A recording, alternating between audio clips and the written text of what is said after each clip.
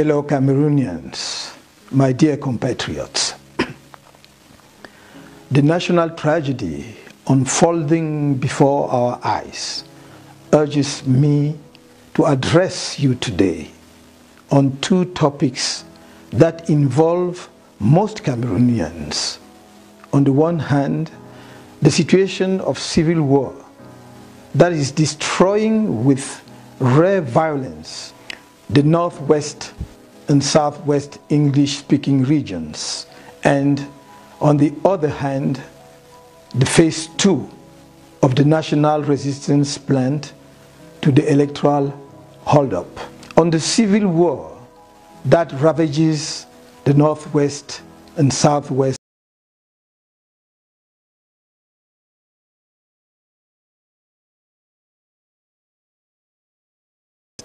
been facing an escalation of atrocities of all kinds. Arbitrary arrest, summary executions, extrajudicial judgments, destruction of assets, and so on. In the total indifference of the power, some statistics report hundreds of deaths in all categories: military, separatists, and civilians, thousands of refugees, and hundreds of thousands of displaced populations. Since the beginning of this conflict, the power in Yaoundé has favored the use of arms, which only exacerbate the situation. Because of the shortcomings in its leadership and governance, it is becoming clearer every day that this power has lost all credibility that can allow it to bring the necessary calm and to solve the problem satisfactorily for all the protagonists of the conflict. However, if nothing is done quickly, it is to be feared that the observed escalation will lead to total war. During the election campaign, I made the commitment that once elected, the problem of our compatriots in the northwest and southwest regions will be one of my priorities. So, with the confidence you have shown me, and in the face of the escalating suffering in the two regions, the resolution of this problem is absolutely urgent.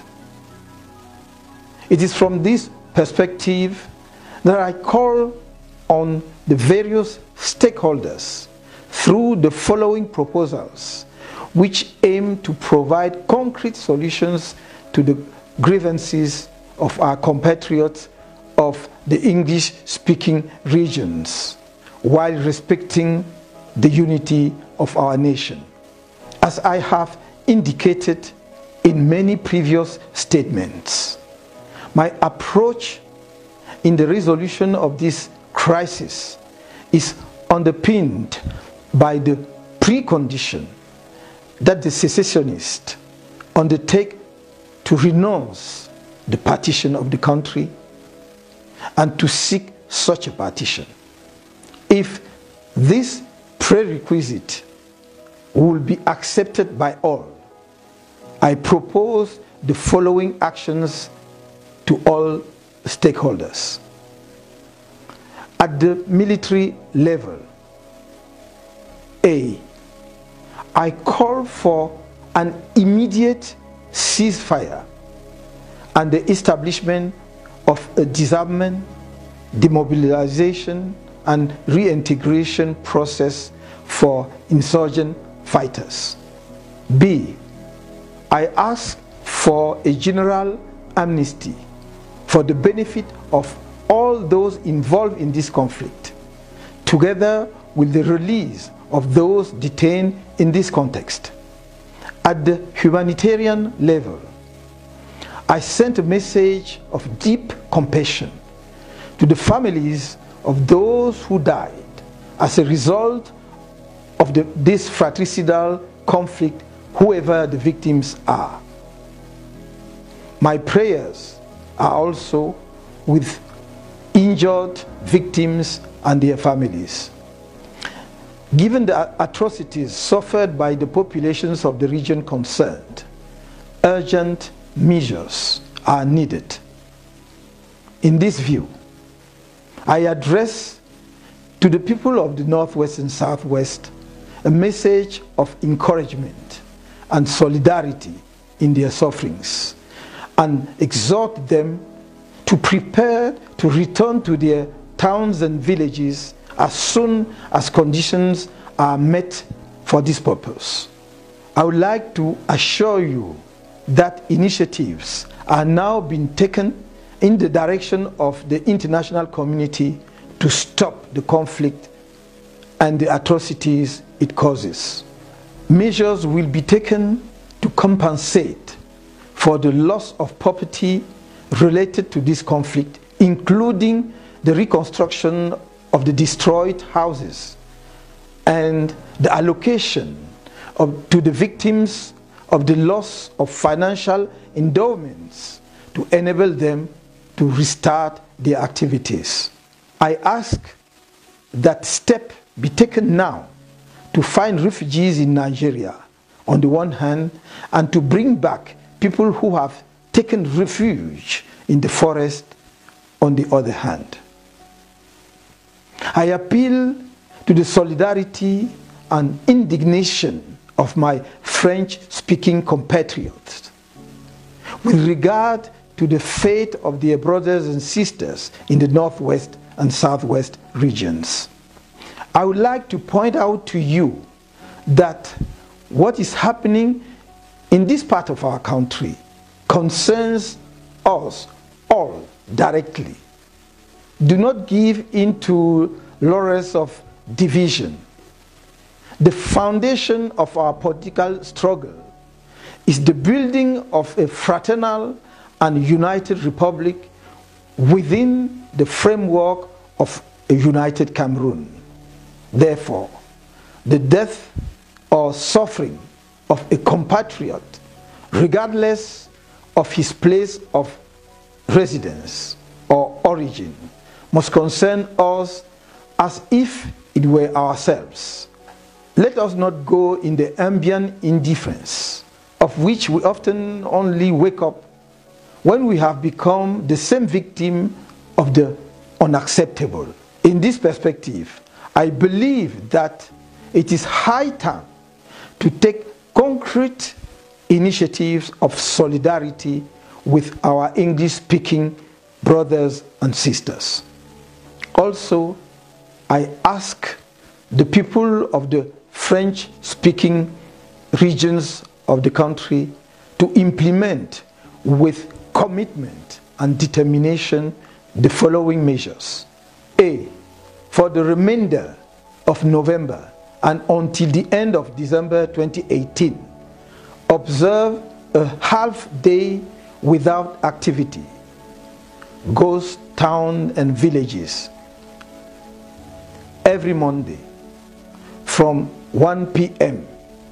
in order to bring the power to take without delay the significant measures necessary to initiate the resolution of the crisis ravaging the regions concerned, so that the population of these regions spend the end of the year holidays in their families. Cameroonians in the interior and in the diaspora must show their most generous solidarity towards the families of the Northwest and Southwest region, particularly affected by the ongoing conflict, by donations, especially food, clothing, money, etc., so that these families spend less difficult Christmas and New Year holidays. Donations should be sent to Aya Foundation, whose manager is Mr. Abine Aya. It is one of the few field active NGOs in the English-speaking regions, and that knows how to channel to the people the donations. You can see the address of the foundation below your screen. B. From the 16th of January 2019, if the power persists in the military option and the refusal of any political initiative to resolve the crisis in the English-speaking part of the country, I will call Cameroonians from all regions and even in the smallest villages for gigantic, peaceful marches every Saturday, because although my constant concern is to spare the lives of Cameroonians, we cannot imperturbably let the blood of our compatriots continuously flow like a torrent when most of them are innocent and peaceful populations. The same goes with soldiers of all regional origins who are embedded in a dirty war.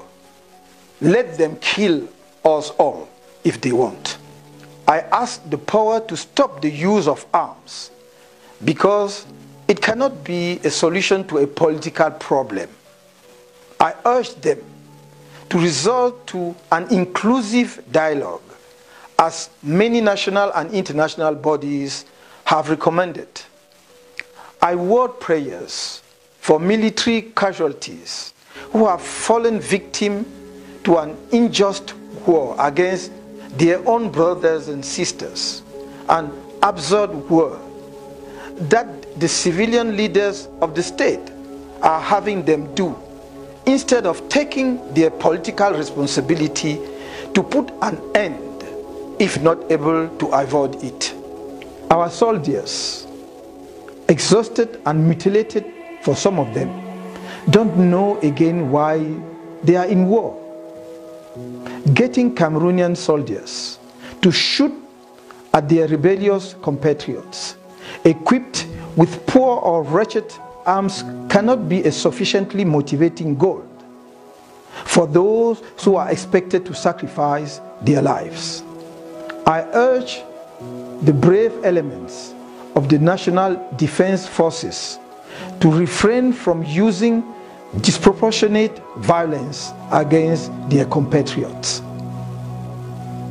To our compatriots who took up arms in a secessionist intent, I would like to say that I hear their grievances against the regime in power, which may have led to such radicalism. These include the lack of effective and broad enough autonomy for the English-speaking regions of the country to take care of their own affairs, the failure to take into account the cultural specificity born in the historical particularism of the English-speaking populations, and more generally, the injustices, the discrimination, and the inequalities between citizens, the lack of a balanced development of all the regions of the country, and the promotion of a hyper-centralized state where a handful of people are getting richer and richer to the detriment of the biggest number. On the other hand, I cannot agree with their approach, causing desolation and mourning among our brothers and sisters in the northwest and southwest regions, and to seek the partition of our dear and beautiful country, Cameroon, magnificent common work of Anglophones and Francophones. I commit myself, once the ceasefire has been secured, to economic measures to enable fighters to start income-generating activities or to enter the socio-professional life in a decent manner as part of the disarmament, demobilization, and reintegration operation. To the economic community of Central African states, to the African Union, and to the United Nations, I ask them to give the necessary attention and the necessary priority to an urgent resolution of the crisis in the northwest and southwest of Cameroon. How many more deaths, refugees, widows, and orphans are required for your respective organization to have a compassionate look at the tragedy in the English-speaking regions of my country? Whatever the legal classification, atrocities committed in these regions are among the serious crimes identified by the international community and heavily sanctioned because they upset human conscience. The ongoing escalation in this crisis could lead to a situation of social and political instability in the Central African sub-region. To the friendly countries of Cameroon, I would like to recall that the history of recent conflicts teaches that indifference and wait-and-see attitude are serious mistakes in international resolution of conflicts. They usually result in humanitarian disasters, which could have been avoided if we had realized in time to invest in them by preventive and political measures. They must spare no effort to help Cameroon quickly end the ongoing massacre in English-speaking areas before it is too late.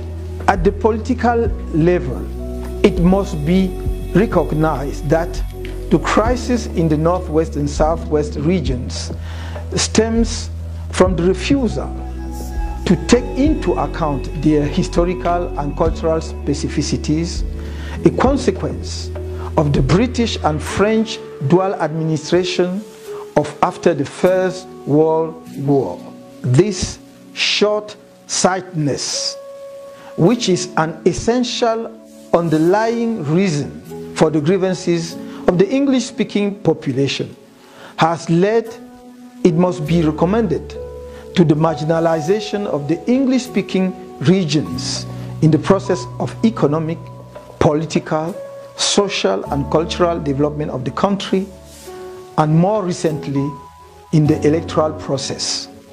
However, just as we cannot deny that these historical circumstances contributed in a certain way to the enrichment of our cultural heritage, it is undeniable that they created certain particularisms which are at the origin of the complexification of our socio-political system.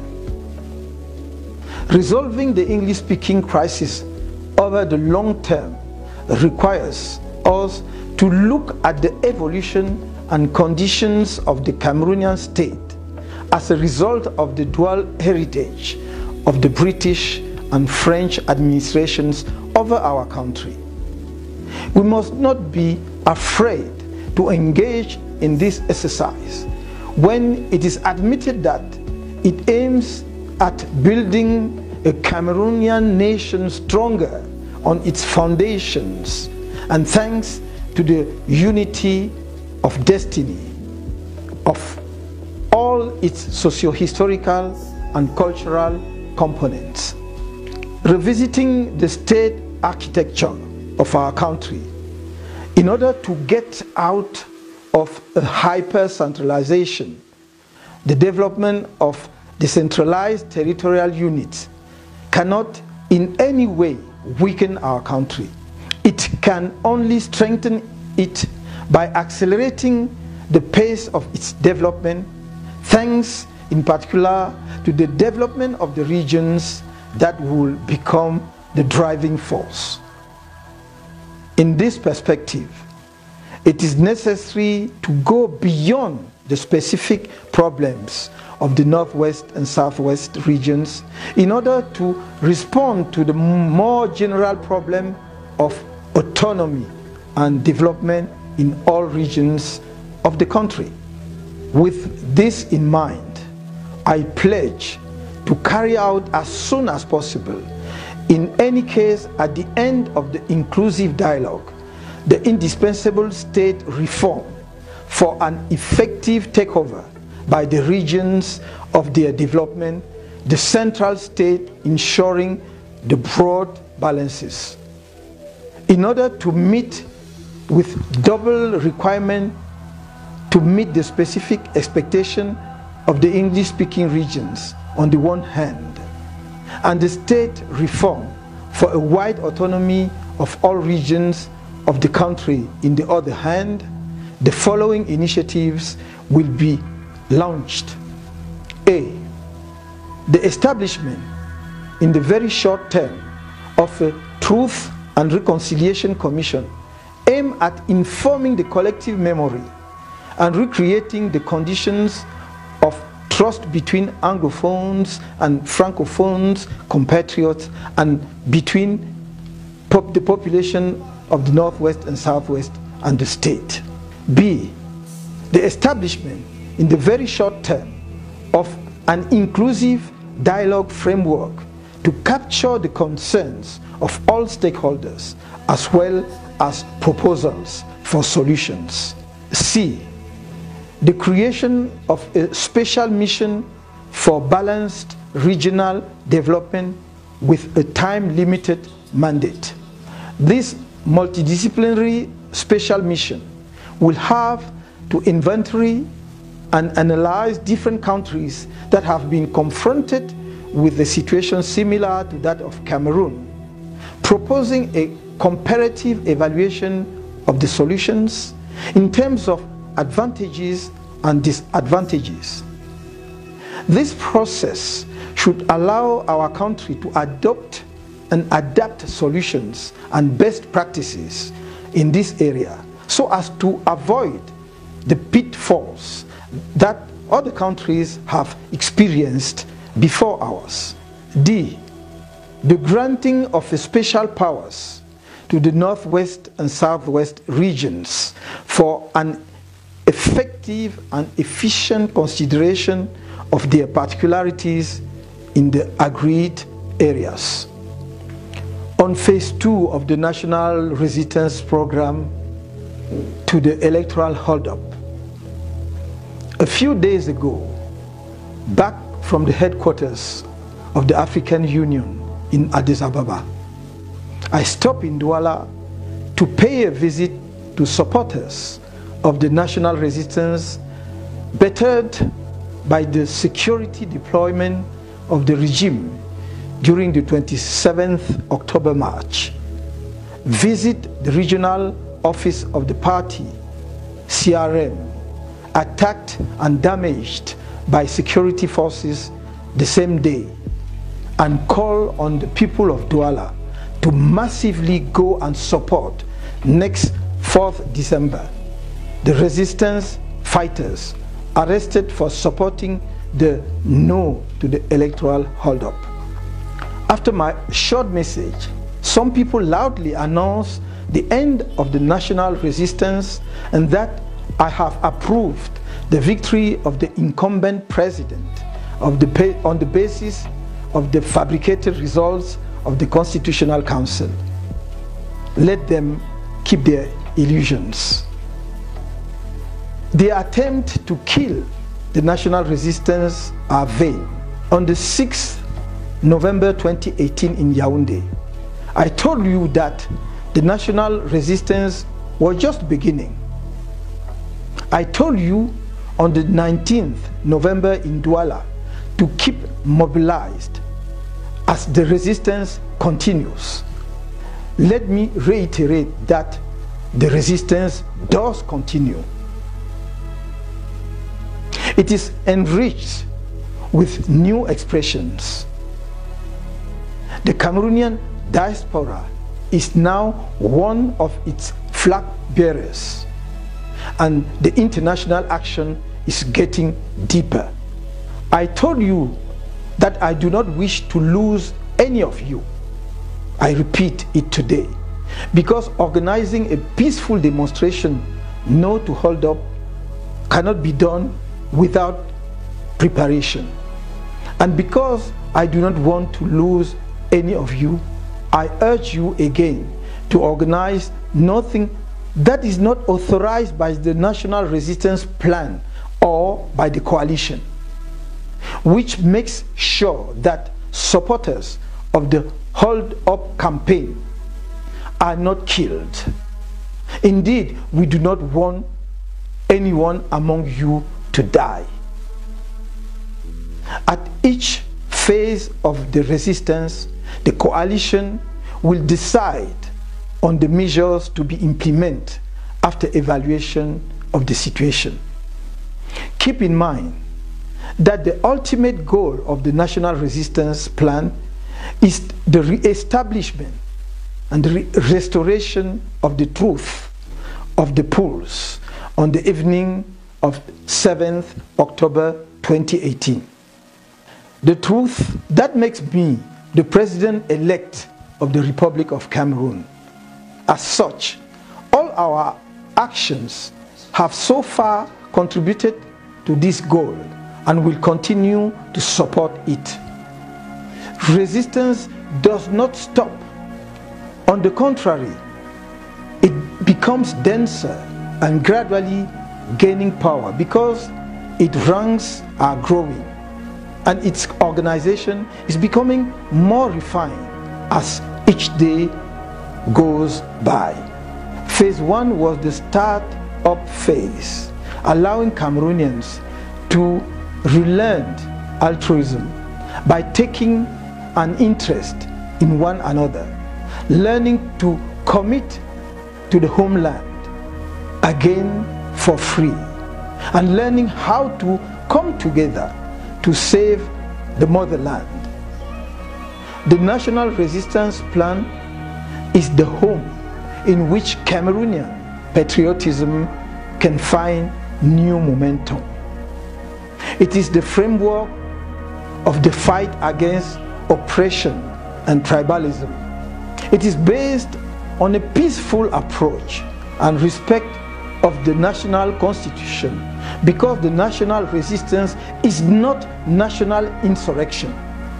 The serious constitutional violations already present during the October presidential election process and repeated during the electoral dispute have reached a new level, which is the savage repressions of peaceful demonstrations, no to hold up.